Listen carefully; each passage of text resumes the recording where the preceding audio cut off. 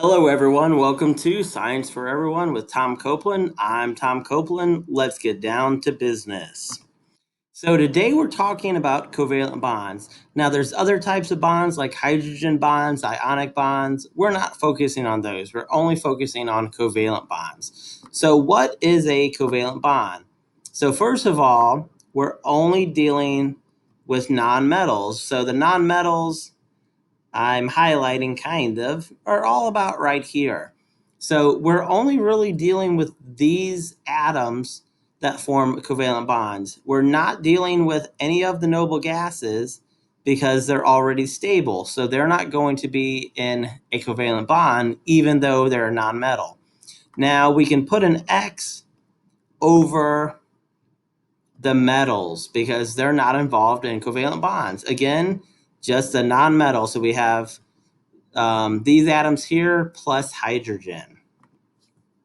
Here are some examples of covalent bonds. We have ammonia, hydrogen, gas, and we have water. And again, they're all nonmetals. We have nitrogen, hydrogen, oxygen, and they are sharing their valence electrons.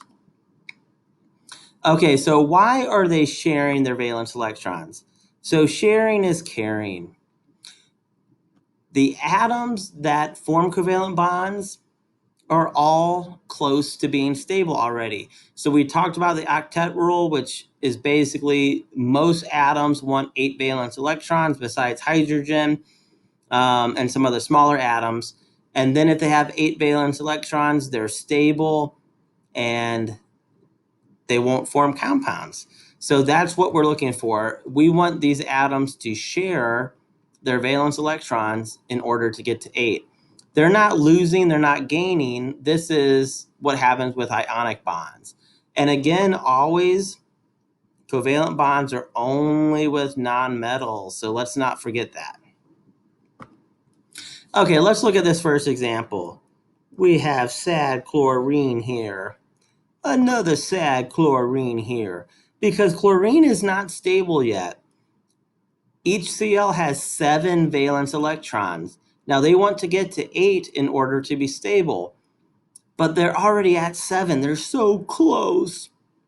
So what they can do is each Cl can share one of their valence electrons, and those electrons are going to orbit both of these atoms and form a stable bond, and now Cl becomes Cl2, which is chlorine gas, and now look at this. They're happy, they're happy, they're happy. They're stable because now they're sharing and they have 8 valence electrons.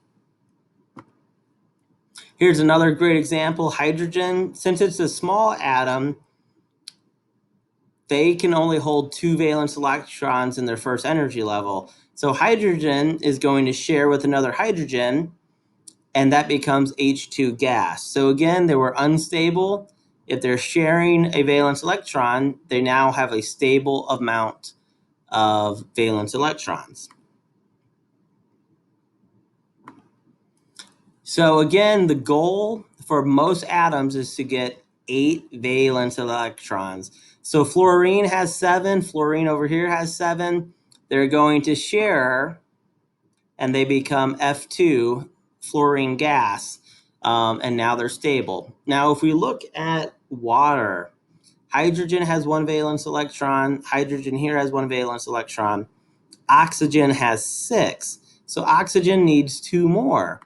So hydrogen is going to share, and this hydrogen is going to share. Now the hydrogens are stable, and oxygen is stable, and now everyone is happy, and we have 2 covalent bonds there.